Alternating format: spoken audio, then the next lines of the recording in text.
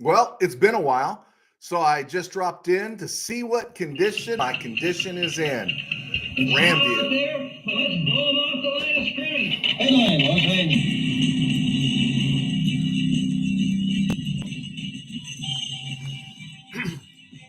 Live from the studios of the Ram Cave, I'm Joe Tarosian, and this is RamView, the May 13th, 2024 edition, brought to you by Kistler Law Firm.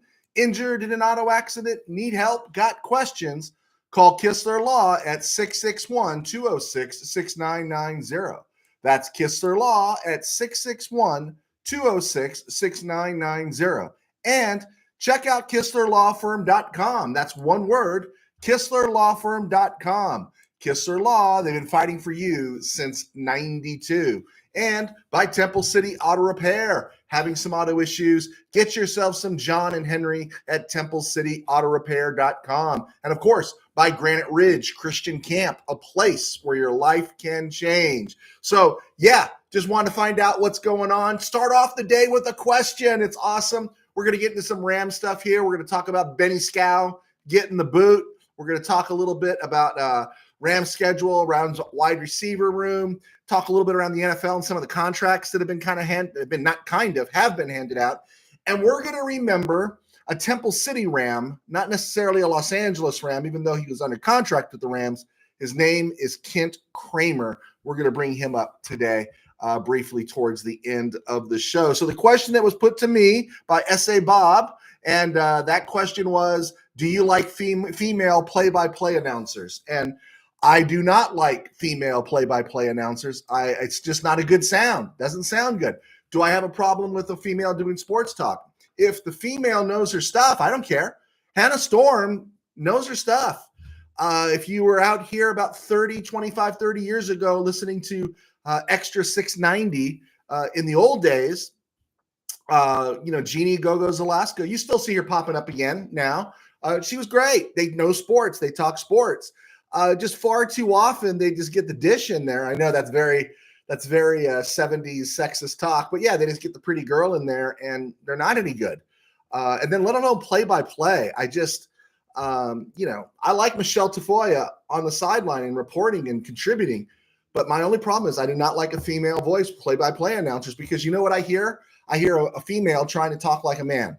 That's what I hear, and it's fake. It's like me trying to sound like Vin Scully. It doesn't work. And so there you go. All right, question answered. Question answered. Let's get back into some Ram stuff right now. As of right now, it's been shared.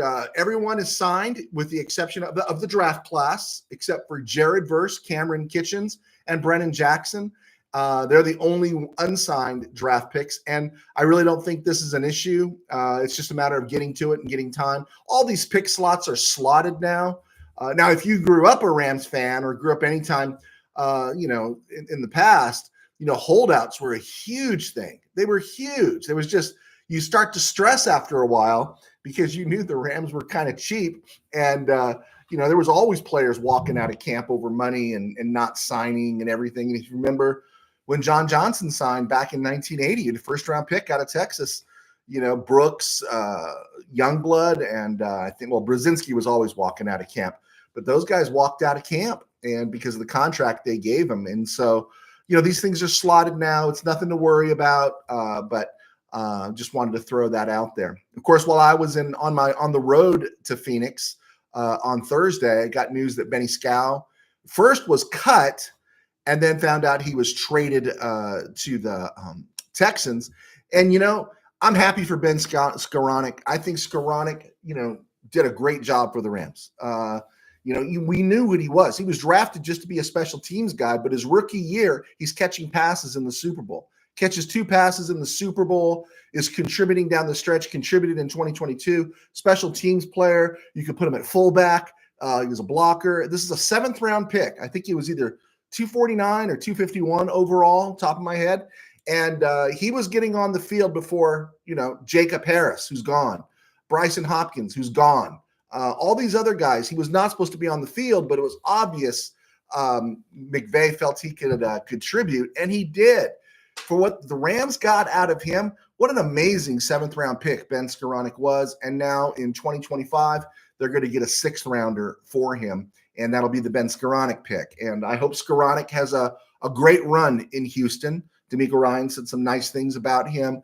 But I did appreciate Ben Skoranek. All Ram fans should appreciate Ben Skoranek. And then as soon as you read about Skoranek going, it gives you a whole new idea about what the team thinks of Jordan Whittington. That, at least in my book, right? We know Cup, Nakua, Robinson, and Atwell. And then you get to Tyler Johnson, who played okay when he played. He didn't play that much, guys. And then you've got, the other guys. You got, Xavier Smith, Drake Stoops, JJ Lapp, Sam Woodloose. These guys they signed as undrafted free agents. Xavier Smith was a year ago. They're expecting him to get some action this year, maybe. But no, Jordan Whittington, I don't think if Jordan Whittington didn't seem promising to the Rams, I don't think Jordan Whittington was the character guy I think the Rams think he is. I don't think if Jordan Whittington was willing to block, I don't think Skoranek would have been traded. I think the Rams would have milked the final year out of him, and he wouldn't have got too many catches. He probably wouldn't have been signed during the free agent period, and we wouldn't have gotten a comp pick. And now you're getting a 6th rounder for him in 2 years. So, yeah, good move. And Jordan Whittington, I don't know, just kind of, I don't know, I get the impression that the Rams have thoughts about Jordan Whittington being a contributor, and we'll see. And then, of course, I got some other thoughts about the wide receiver room here, especially concerning Demarcus Robinson, a little bit with Atwell, and we'll get to that after the break. Hey, guys, thanks for clicking on. I know some folks are clicking on right now. I know I haven't been on, but you have questions, file in there, and I promise you we'll get to the questions. It's the funnest part of the show. We take the questions at the break, and then just at the end, after we do this date in Rams history, let's go around the NFL and other places. The NFL knows what it's doing, knowing that everyone is ready to gobble it up and smear the excess on their gums, drops the opening game that's going to be played on September 5th between the Ravens and Chiefs in Arrowhead, and everyone's all jazzed about it because it's this little piece of information. Schedule drop is not for another day or two. And so they give you this little nugget, just a little bump to get you through, and everyone's all over it. I think it's a great game. I think that's great. For everything I say, I know I tell people that I don't like I like Lamar Jackson. I just don't think he's an elite passer, and that's why they're where they're at. And everyone last year was saying, oh, they finally got people around, Lamar Jackson, people that could put him over the top. Well, they got people around. They didn't get over the top.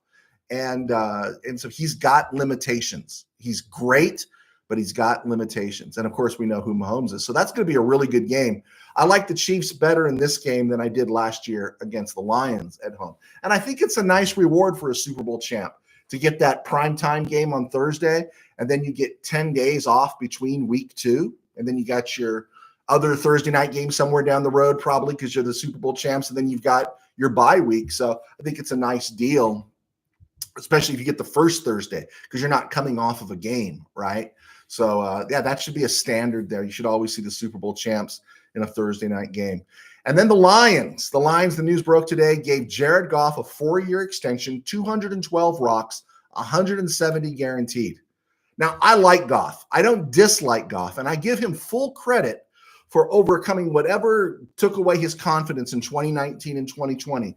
One of my standard things I tell people is, watch Goff throw the ball in 2018. Watch him throw in January of 2019 in New Orleans when the Rams needed to come back and beat the Saints in the NFC Championship game, and watch the confidence with which he threw the ball, and then compare that to what you saw in 2019 and 2020. And there was a reason you see that McVay had lost confidence in him. And then he goes to Detroit, and I think most of us were all thinking he's a bridge for 1 year until they find a guy they want. But he's not going to be their franchise guy. And as the years went on, they never really drafted that big name quarterback after taking Jared Goff. And it turns out he was their franchise guy all along. This is something that's really interesting to see. In 2021, the Lions' first pick in the draft was seventh overall, and they took Penei Sewell. That worked out. These are the quarterbacks they passed up on. Justin Fields, Mac Jones, Kyle Trask, Kellen Mond, and Davis Mills. So, yeah, that wasn't a mistake there, passing up on that quarterback, right? In 2022, they had the 12th overall pick, and they took wide receiver Jamison Crowder. He had a little bumps here and there, but But the quarterback they didn't take, they had an option to take him, Kenny Pickett. They could have taken Kenny Pickett, Desmond Ridder, Malik Willis, Matt Corral, Bailey Zappi, Sam Howell, Brock Purdy. No one knew who Brock Purdy was then. But they stuck with Jared Goff, and that was a smart move. In 2023, I think was at number 12 or number 13, they took Jahmyr Gibbs, and then Jack Campbell, linebacker, at 18. And people were questioning that draft, right? Linebacker so high, running back so high. But who could they have taken at number 18? Well, Will Levis was there. They took Hendon Hooker at 68 overall, I think as a project, but never to start. Jake Haener, Fresno State, Stetson Bennett, Aiden O'Connell, they were all there available, and the Lions passed. And then this year, by the time they drafted at number 24, all that was left to them was Spencer Rattler and Jordan Travis. And so when you really think about where Brad Holmes and Dan Campbell were drafting, there was no real opportunity to move off Goff unless you were going to pay ridiculous free agent money to someone like Kirk Cousins, who's very similar to Jared Goff, except Jared Goff has won a few playoff games and been to a Super Bowl. And so that's why Goff got this contract, and he's played well. I just think he has a ceiling. He's not Matthew Stafford, and I think we know that, but I'm happy Goff got it, and you could never say, Goff was a bust. Buccaneers gave the biggest contract ever to a safety in the history of the game, to Antonio Winfield Jr., and I think it's a huge mistake. You don't give that much money to a safety. 4 years, 84 rocks, 45 guaranteed, and he's really good. For a second-round pick, 45th overall out of Minnesota in 2020, Antonio Winfield's really good. And I know this is kind of nitpicking here, but in 2021, he only played 13 games. In 2022, he only played 13 games. And in his fourth season, he played the full season as he did in 2020. I would not turn away from Antonio Winfield. I think Winfield's a great player, but you just don't give that kind of money to a safety. Who was the multi-billion rock safety the Chiefs had the last 2 years, right? They had some good corners, but who was making the big money at safety the last couple of years that they've won the Super Bowl, right? Who was it, right? Tampa Bay, they weren't paying big money. The Rams weren't paying big money for a safety. The Rams move off of them. 2019, that was the Chiefs again, and I think that was maybe Tyrann Mathieu, Honey Badger. I don't think they were paying him huge money. And the Patriots never paid big money in 2018.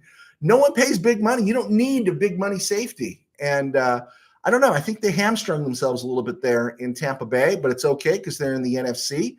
And I don't think it was cool. And then I loved watching my social media over the weekend when someone compared Ladd McConkey to Cooper Kupp. And it's like, we don't have anyone to compare him to. So yeah, who's the other white guy in town? Yeah, Cooper Kupp. Let's make it Cooper Kupp, right? I told somebody, I said, I think he's more Scotty Miller. And then I think Steve Ramirez said, now he's Nelson Spruce. Right now, he hasn't even had the career Nelson Spruce had. So I think McConkey's going to be just fine. But it's like, I think the first reach after Cooper Kupp came in the league was, oh, that's Steve Largent, right? But I think Kupp has proven to be a worthy comp to Steve Largent, even though he's bigger and everything else. But just wanted to throw that out there. Chargers signed former Steeler Bud Dupree, first-round pick in 2015, I think out of Kentucky, by the Steelers, and 2 years, 6 rocks for the Chargers with incentives. He can make 10. I think that's a good signing. You wonder about Bud Dupree, because if he was going to come at that price, could he have been somebody the Rams might have looked at before the draft, not now? And he joins a team with Bosa and Khalil Mack, and he's a little insurance in case Mack starts to show some age, and Bosa has his standard injury. So I think that's a great signing by the Chargers. And again, I continue to be fascinated by the Chargers. Last bit here is Zay Jones, wide receiver, signed with the Cardinals. And I don't think they're happy with their wide receiver room beyond Marvin Harrison. Around the NFL and other places, and those other places, I thought the Nuggets looked tired playing Minnesota. Then they go to Minnesota, catch their breath, and Joker showed why he's the best player on the planet and a 3-time MVP this weekend. Has the Nuggets won twice in Minnesota. as guys like me and everyone else was shoveling dirt on their grave. And the one thing I always laugh about, because I hear it in different places, is that they laugh about Jokic's. He doesn't have a game that's pleasing to the eye, and that just shows the ignorance of the present day modern basketball community. If Joker's game is unpleasing to your eye, it's because you don't have a clue about basketball. When you watch that guy, he is an amazing basketball player. He is almost poetry to watch. Magic was poetry to watch playing basketball. Now, I will say I'm not talking about athleticism and I'm not talking about skill level. I'm talking about the ability to play basketball, right? The ability to play basketball. I had a player that played for me in my church league. I'm not going to mention his name. He wasn't the best shooter. He wasn't the best ball handler. He wasn't the tallest. He wasn't the quickest. But you know what? He was probably my first or second player on every team I coached when he was in high school because he had the best anticipation. He knew the game, right? Even though less skill is required these days, it doesn't make you great, right? How do I say this? You don't need the players today get to run 3 steps instead of 2, right? They get to palm the ball instead of keeping your hand on top of the ball. It's bad basketball we see today. But when you see someone like Jokic play, you're seeing good basketball, fundamental basketball. And it is, if you know the game, you know it's great basketball to watch. Lakers and LeBron, I didn't want to talk about it. Janine Buss is going to repeat the insanity. Let's get to the commercial. Let's get to the break here. I'm Joe Terosian. I was a sports writer for 21 years. And now, thanks to our sponsors at Kistler Law, I get to do RamView, and I write books. And so my books are available online at Amazon. Just type in Joe Terosian. My second high school football novel was Temple City, Company of the Ages. Bit of a football ghost story there. And then, of course, I'm actually rereading this, and I'm actually liking it. Tangent Dreams. You folks have been supporting me. I really do appreciate it. If you can, pick up a copy, and we'll go from there. My third football novel is coming out hopefully before the month is over. Work is being done on the cover right now. And so we're excited, and that's going to be called Game Day in the Ram Cave. And it's all about just watching a football game, friends watching a football game in the Ram Cave, and how worked up they get in an NFC Championship game. So thank you for your support with those things. And those things all help me stay in business with my day job. Is I pastor a very small church in Burbank called Burbank Faith Nazarene. And you can find us right here on YouTube at Burbank Faith Virtual, as well as BurbankFaithVirtual.com and Burbank Faith Virtual across social media. You might want to check it out. If you do, drop me a line, and I'd be happy to talk to you about it. All right, let's see who we got with us on this Monday afternoon at 5:28 in the p.m. All right, Steve Ramirez. I like Jessica Mendoza over Oral Hershiser. Who can be boring? I think Hershiser's terrible, right?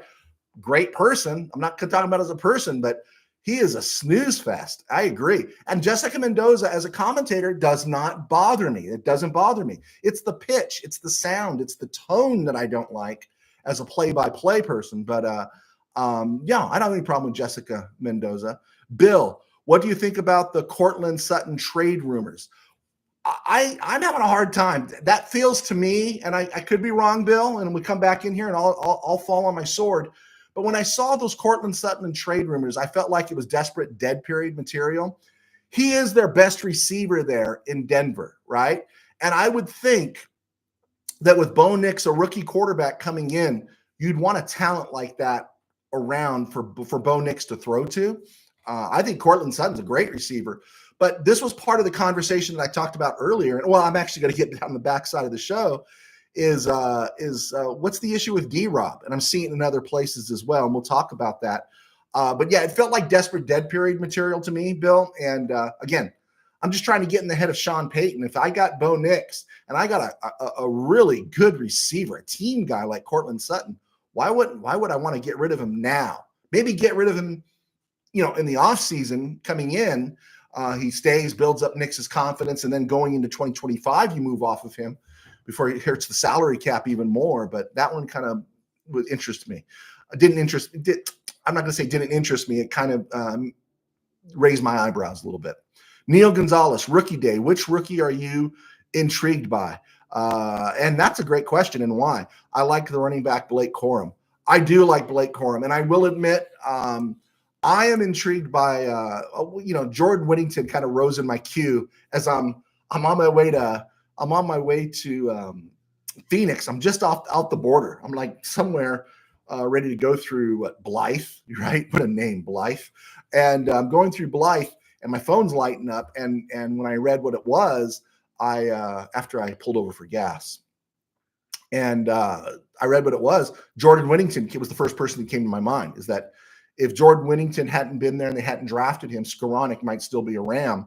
But I think Whittington's presence kind of gives Whittington, Skoranek's departure gives Whittington an opportunity to move up in the queue, and so that's what went through my head. But if you're asking Neil, who are the two players I'm interested in? I really want to see Verse and Fisk, and I know that might sound, oh, they're the first and second pick, but being teammates at Florida State, I want to see, do we cash in on that familiarity, and then just hearing how they talk about these guys character-wise, hearing and seeing the highlights of Verse, how physical he is.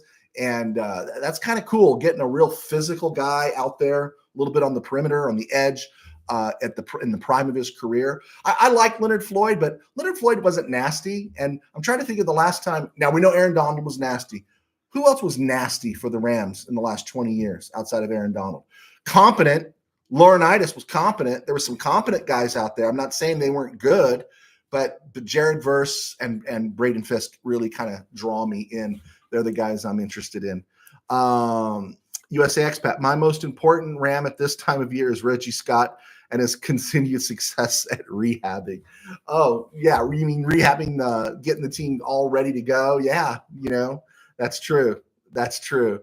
And let's see whoever we got there. Let's see. Thank you, Bill. I appreciate that. I can't wait for game day at the Ram Cave. Thank you so much. USA expat. Nasty equals incognito. I think we had a conversation a few months ago about incognito. He got his stuff together when he got to Buffalo and when he got to Miami. Well, no, not even in Miami. He had that issues with, was it Jonathan Martin? And I struggled with that one when Incognito got to Miami, and Jonathan Martin, a starting offensive lineman in the NFL, said Incognito bullied me. And it's funny, who's the one that lasted in the NFL? Incognito. If an offensive lineman, you're running 6'5", 3 spins, 6'4", 3 spins, and you're saying a teammate's bullying you or intimidating you, you knock him on his butt, man. You just do, right? And Jonathan Martin was out of the league pretty soon, and Incognito put together some good years in Buffalo. I think he had one good year in Vegas, and I liked Incognito. You just, when he was a Ram, it was almost like they didn't have room for him to sit for a couple of years and some veteran out there to really knock sense at him to know what it takes to play in the NFL. For his sake, he learned it, but he butchered his career because I think he could have been one of the best guards ever. Really top flight guard. Instead, even though he put together a string of good seasons, he's always going to be remembered as that guy that was a head case, right? And I think things are going better for him. Neil Gonzalez. Kevin Green was nasty. Yes, I agree. But, we moved off of him in the early 90s. But Kevin Green was one of those animals, right? I fully agree on that one. DHP, good news. Joe T is live and on YouTube. Bad news, my 4-year-old dryer broke. Hey, what can us fans do to get the Rams to listen to us about new uniforms? I hope they don't get an all black uni. Yeah. Yeah, there you go. Thank you, DHP. I don't know what to tell you about the dryer, but I don't know why it's so hard with uniforms. I don't talk about uniforms. I know other podcasts do, so I stay in my lane. But I don't know why it's so hard, right? Because as Ram fans, everybody loves that 70s and 80s look, right? Stick with it, right? Go with it. The Cowboys don't fart around. Did I just use the F word? The Green Bay Packers don't mess around, right? Well, why are the Rams messing around, right? I understand why the Taxskins do it, because they were lost and floating at sea forever, and now they're called, whatever they're called, but they're the Taxskins. I understand all the changes they made. But, some of these blue blood teams, I do not understand why. And you consider the Ram Blue Bloods coming back in the 1937, their first year. why, when they got a scheme, why would they mess with it? Some of those schemes where it was the white and the antique gold and yellow and white helmets and all that weird stuff they were kind of pushing at us in 17 and 18 was gross, right? Well, why is it so complicated? Why can't they just settle it, go to their 73 unis and just make it their brand? And I understand what it is. It's all about money. It's all about selling jerseys. And, okay, great, but I want the brand, right? I'm not going to jack with the helmet. I'm not going to jack with that uni. That's going to be my uni. And then maybe my throwbacks will be my blue and white, or go to the mustard. But yeah, they always screw it up. And if they add black stuff, it looks stupid. The Raiders have black, right? That's their brand, right? And give the Raiders credit. They don't jack with their look too often, do they? Yeah, I always felt like that's just a little too much of the commercialization. Georgia Frontier need money. Kroenke doesn't need money. But, it's just that LA thing, always something new. I used to like Oregon back in the day until Phil Knight kind of ruined them because they kept ruining those jerseys. They look awful after a while. They become a joke. It becomes a clown fest. And so, yeah, I wish they would just make this simple, go back to what the fans like and leave it like that. Let it be your brand, build up a legacy as it is. Everything with Rams are so vapid and so ephemeral that Ram fans aren't consistent. This group is great. And there's a small band out there that's fantastic, but we know Ram fans. We know how these fans are at the sports bars and other places and the movie stars buying tickets. The second this team hits a bump in the road for a couple of years, they're going to abandon them just like that. And I know what I'm talking about because I was there as a kid in 79 when I heard them booing the Rams. And this is a team that won 7 straight division titles, went to 4 or 5 conference championship games. I mean, we know what Ram fans are, and they're not very good. And so I would just try to build the legacy up and say, hey, this is what it is, and we're sticking to it. But you touched a nerve there, DHP. Bill, Toby Wright was a fierce hitter. Yes. And he missed the boat, right? Toby Wright was there in the 90s there with Keith Lyle, and he missed the 99 run. That was a bummer for Toby Wright. Absolutely. Steve Ramirez, I'm good with the 70s yellow, gold, and blue, and throwback of either the blue and white or the 50s yellow. Yeah, okay, I'll dance with that, Steve. Let's keep it simple, right? Why do we have to complicate things, right? Stop hiring your nephew who just graduated from USC with a degree in marketing or whatever, and just go with what you know, right? Establish something. There we go. Boy, I was very soapboxy there. Sorry about that, guys. Okay, Rams updates here. This is the question I wanted to bring up that Bill got us into a little bit. Is I kept hearing while I was in Phoenix, negative stuff about Demarcus Robinson. Like Demarcus Robinson, oh, he's there now, and it's like making the move for Cortland Sutton or making a bigger move for a receiver, and it's like you got Kupp and Nakua. And if Kupp and Nakua are what they're supposed to be, Demarcus Robinson's a heck of a compliment to those guys. Did you see Robinson play last year? He didn't play like some chump who signed an off-the-street contract. He looked like a legitimate, solid NFL receiver that doesn't have to stand in line behind anybody. And he seems to be developing a rapport with Matthew Stafford. I like him as a third receiver. And did you see how little he resigned for? One, the market is bloated, but also he wanted to be back here. And again, that's the thing.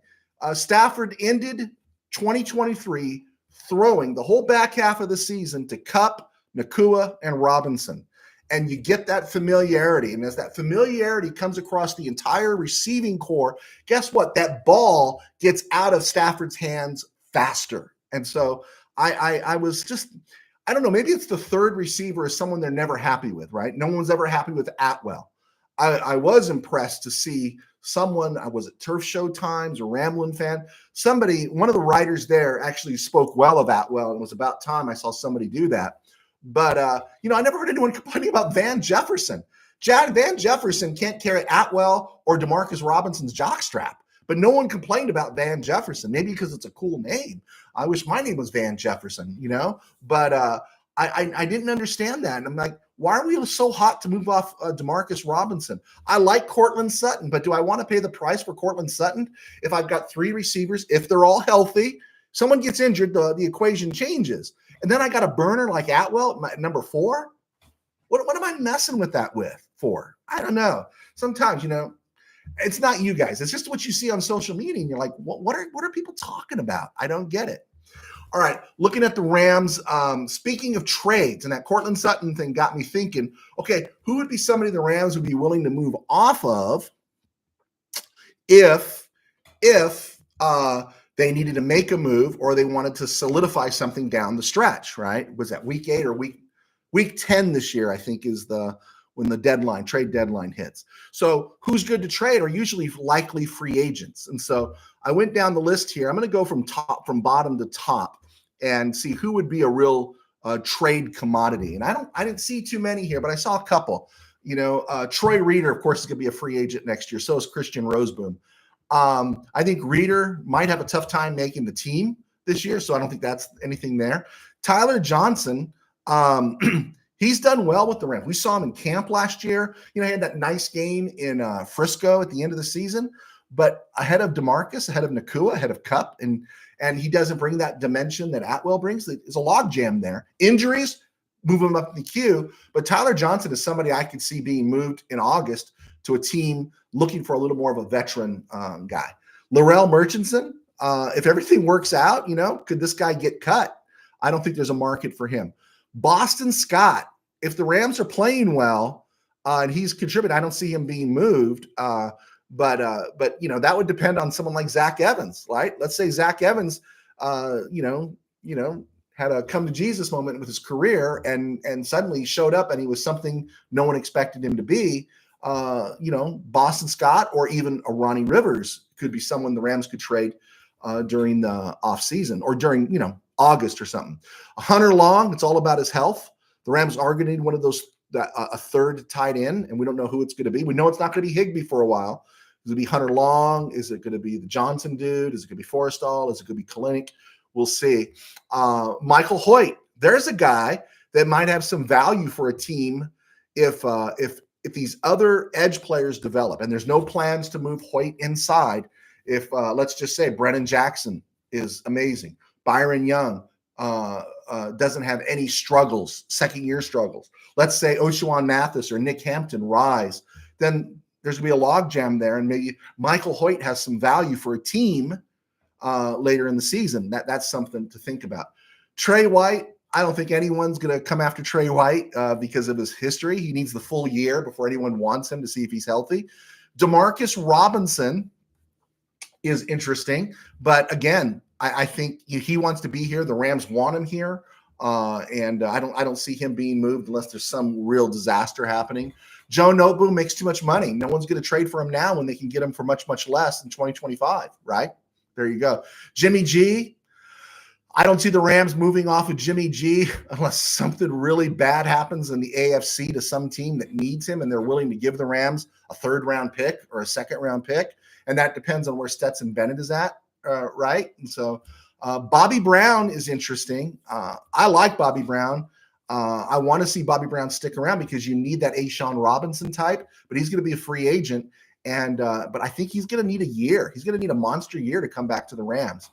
And now here's the one we got interested. The one that interests me is Tutu Atwell, because I think some team is going to see he's in the last year of his contract. They could take a flyer on Atwell, give the Rams a 6th-round pick, maybe if they're desperate, a 5th-rounder, and see what they can get in him. And I think there are teams that would value Tutu Atwell. I really do. I think he's a guy that's going to be a free agent in 2025 that teams would go after. Alaric Jackson's not going anywhere. He's just not, right? And we're going to see how he plays this year and in terms of his long-term contract. He played great last year. For a guy that's an undrafted free agent, he played great. You can win with him. And then Ernest Jones. Now, that's an interesting one because, no one wants to see Ernest Jones go anywhere. I don't want to see Ernest Jones go anywhere. I want to see Ernest Jones re-signed. One, no one values linebackers anymore, off-ball linebackers, just the way the whole system is set up now. So the Rams, do they want to pay him or don't they want to pay him? Maybe Chris Shula does something with the scheme that makes him more value. I like Ernest Jones. But if you could move him and you're feeling confident in not necessarily Roseboom, but you're feeling confident in Omar Spates, one of those guys that comes in that could fill his role and do it cheaper, I could see Ernest Jones being moved. So the only midseason guys I see being traded are Ernest Jones and Tutu Atwell. So those are the ones that are throwing on me. Guys, I'll get to the questions here. I want to read this through for... It was a stone groove, my man. It was a stone groove. All right. Someone asked me where I got that from. That's Trading Places, man. That's Trading Places. Okay. Interesting enough, you bring it up. On this date in Rams history in 2014, they signed an undrafted free agent named Ethan Westbrooks. And Westbrook's the guy that beat out the KBM's designated hero, Michael Sam. If you remember that off season, that preseason, the NFL Network was breaking away if Michael Sam, sneezed onto somebody. Michael Sam did get a couple sacks that preseason, and they would do cutaways from other games to show it because they were so desperate for Michael Sam to make the team. And instead, in the end, give Snead and Fisher credit. They went with the far more productive Ethan Westbrooks, who spent about 5 years with the Rams, and he's still bouncing around the UFL now. He was a UDFA. He never had a big year, but Rams got a lot of clicks out of Ethan Westbrooks. And it was on this day 10 years ago they signed him. On this day 3 years ago, the Rams signed an undrafted free agent offensive lineman out of Iowa, Alaric Jackson. There you go. And now he's the starting left tackle. Born on this day in 1992. He is 32 years old today, out of Wisconsin. Havenstein, Rob Havenstein, turns 32 today. Second round pick, 57 overall in 2015. That was a heck of a pick. Congratulations, Les Snead. Since we're not on the air tomorrow, May 14th, some stuff that happened on May 14th. Let's see here. Okay, born on May 14th in 1950. Rams backup wide receiver, kick returner. I remember him. Willie McGee, not the center fielder for the Cardinals, but Willie McGee out of Alcorn State. Spent some time in Frisco, spent some time in Tampa Bay. Kick returner. He turns 74 today. And then dying on this day, dying on May 14th in 2009 was Bob Boyd. And he was a burner receiver for the Rams. Now, on that 51 team and those teams in the early 50s, the Rams are running the bull elephant backfield, okay?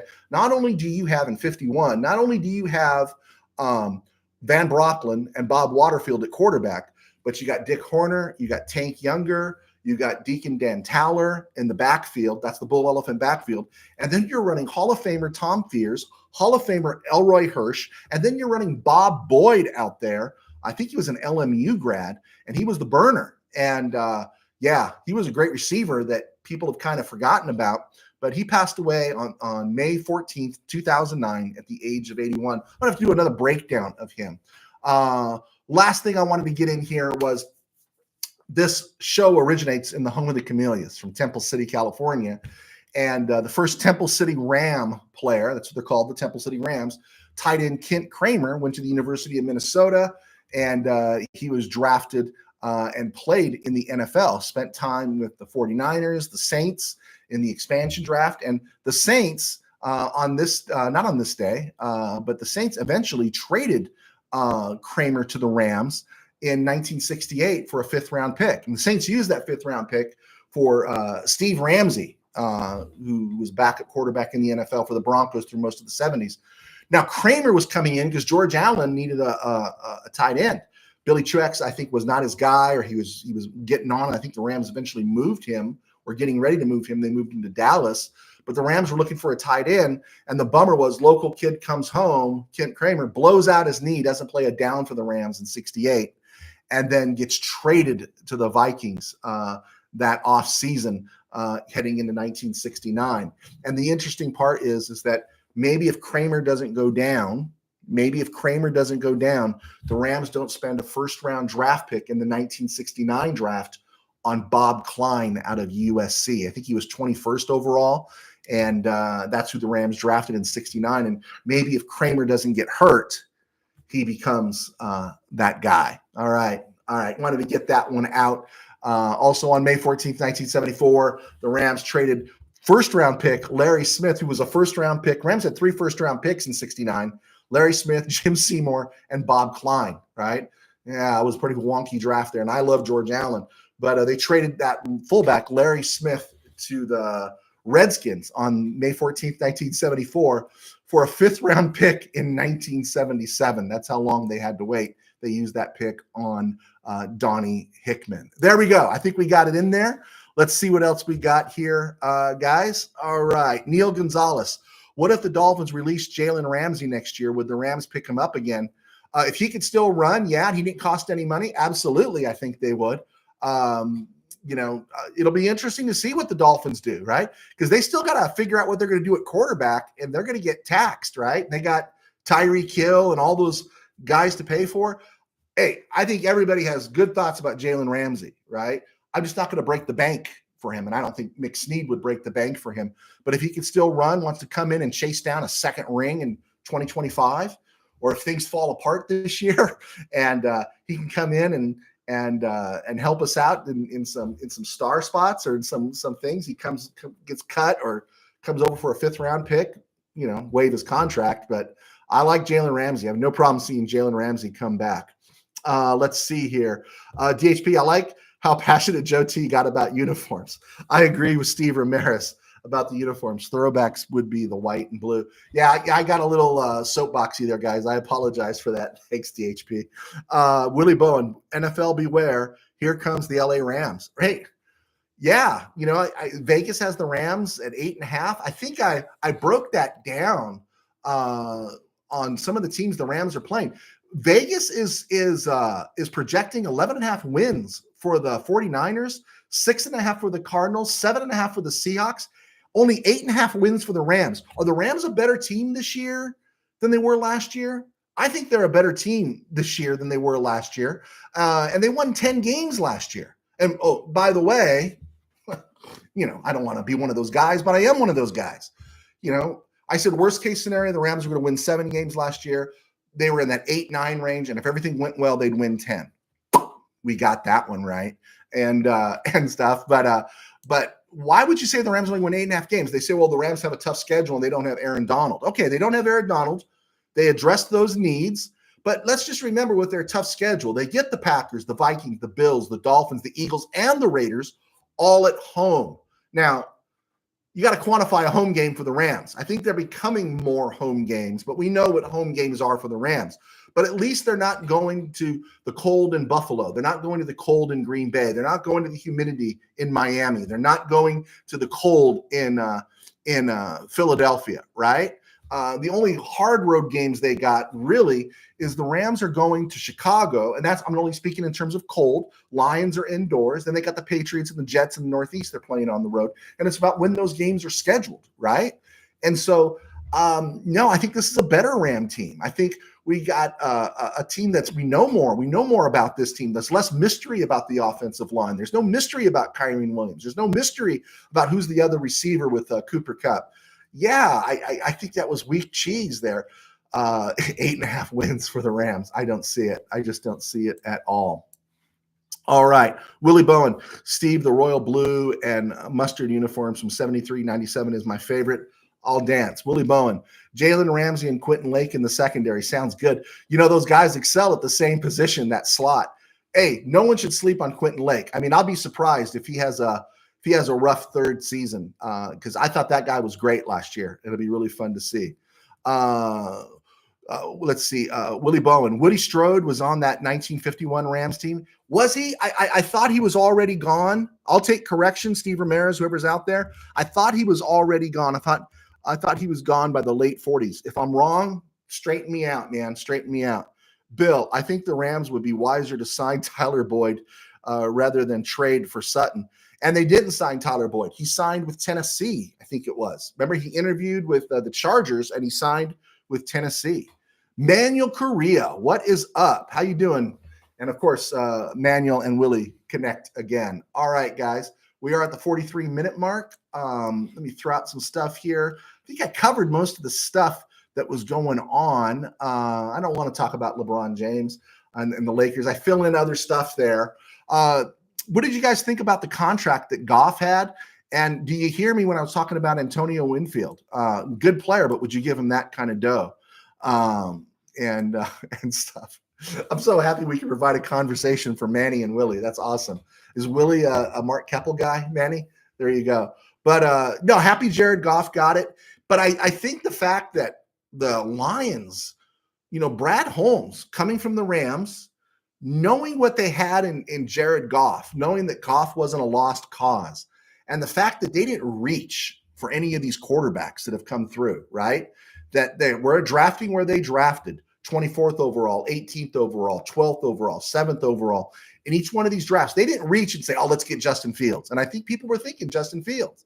They didn't reach for Mac Jones, right? They didn't reach like the Steelers did for Kenny Smallhands Pickett. They didn't do that. They didn't reach for Will Levis. They kept him in that green room overnight. So he had to come back the next day when he got his name called by the Titans.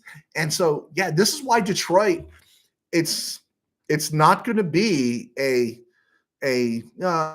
short window for them. I think this is going to be a long window for them. If something doesn't implode or something doesn't go bad. And then look what they did in the draft. They got their corners. They got 2 corners in the draft. And was it Terrion Arnold and was it Rakestraw? Was that the other one they got? And so, yeah, they got Laporta at tight end. I mean, this team, man, is going to be good. They're going to be perennials, kind of like the Packers are going to be perennials, right? And that would be really disheartening if I'm the Bears or if I'm the Vikings, because it's tough to get past perennials. And I truly believe, you could say the 49ers are a perennial, but I think they're ready for a crash and burn, especially depending on how they handle the Ayuk situation. And the Cardinals are the Cardinals, right? And the Seahawks, that's another interesting team that we should do a breakdown on their draft, is they didn't make a move for a quarterback. And I think that's the thing that's held them back more than anything. You got Jackson Smith-Njigba, you got DK Metcalf, you got Tyler Lockett, you got a couple of running backs in a Walker and Charbonnet. You got to make hay with that, right? You got to do something with that before the clock runs out on those receivers. And they didn't make a move at quarterback unless it's going to be Sam Howell. We know what Geno Smith is. And so, but that's okay. That's good news for the Rams. But I really expected the Seahawks to be contenders by now. And I don't see them as contenders. All right, let's see what we got here. USA Expat. Now that Goff is an ex-Ram, I am reminded he grew up a Frisco fan, so who cares about the extension? Laugh out loud. There you go. Okay.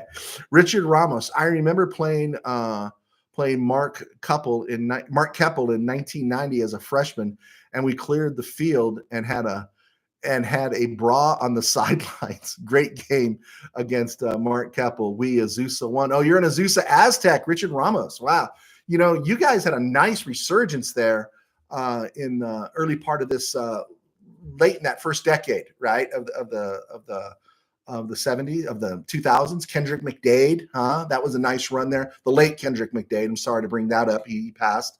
But good for you, Richard Ramos. Steve Ramirez. Strode was only on the Rams in 46 and was in the league by the 1950s. Got in the movies by 51. Yeah, he was in The Last Voyage. I remember Woody Strode. Thanks for clearing that up. Willie Bowen. I have confidence the Rams will be dominant this season. I think there's an open door there. I really do. I really do. And yeah, I definitely do. I think the Rams have a chance to be very good. I think this is an 11-win team. That's how I see it. If everything goes well, they could be a 12-win team, but yeah, you keep Stafford upright with this offense right now. I think we're going to see a lot of good things. Neil Gonzalez. I think if Goff had a healthy Gurley and Cup played in the Super Bowl, it would have turned out differently for Goff. Hey, you know what? It very well might have. But the one that eats me up about Goff was the Brandon Cooks and play that McCourty broke up, right? You can watch that. Other people smarter than me have broken that down, and they talked about how he was like 3 or 4 counts slow getting that ball to Cooks. And we saw the end result. Cooks is standing there as opposed to hitting him when he was on his break. And then McCourty came all the way over and knocked the ball away. He catches that, it's a completely different ball game, right? It's a completely different ball game. And I do think in that one, give props to Belichick. I think Belichick outcoached McVay. And there was a period there during that game, there's a whole stretch in that game, they kept running play action, but they never gave the ball to Todd Gurley. And it's like, I understand Gurley was limited, or C.J. Anderson was limited compared to what that defense was doing. But for a play action to work, you got to run the ball once in a while. And I thought McVay heresy to say, got a little in over his skis in that one. And everyone calls that the most boring Super Bowl ever. No, it wasn't to me. It wasn't to me. Dallas, Denver. But Super Bowl was that Super Bowl 12. That one was a yawn fest to me. There were other yawn fests as well. But yeah, I think I like defense. I do. I love seeing teams struggle, fight, and Wade Phillips did a great job that day. I mean, the Rams did a great job. 1 touchdown, I think, for the Patriots in that game. Rams did a great job. Steve Ramirez. Strode was in The Man Who Shot Liberty Valance alongside John Wayne and Jimmy Stewart. There you go. He was also in The Professionals? He was the Arrow guy. All right, guys, we're in the last few seconds here. I do enjoy talking to you guys. But here's the thing I want to share because we have new listeners. You're going to hear me talk about games. There's a difference between what most people think is a good game and what I think is a bad game.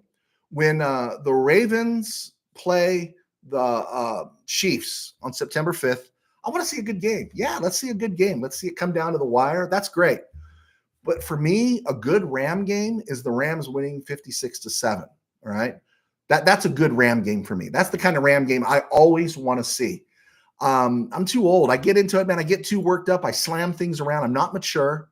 Maybe some of me hasn't grown up when they're in a tight game. And I've got friends that have been in the Ram cave with me that can verify that I'm not mature, right?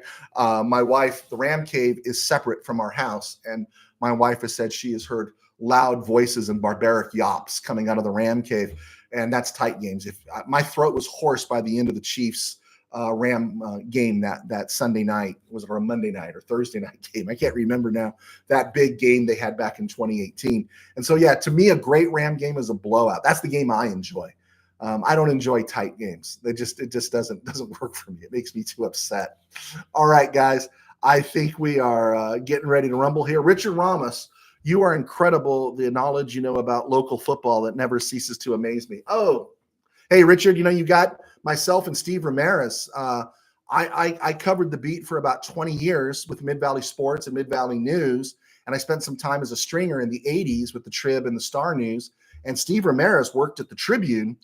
He still does in one sense, but he was a sports writer there at the Tribune at our competition there for over 30 years. And so we had a little bit of an in there and stuff. We got to see a lot of great football. A lot of great names that we could probably throw out and stuff. My guys at Mid-Valley Sports are still doing high school football, and it's a great, there's some great games out there and great teams and great memories. So thank you, Richard. I appreciate it.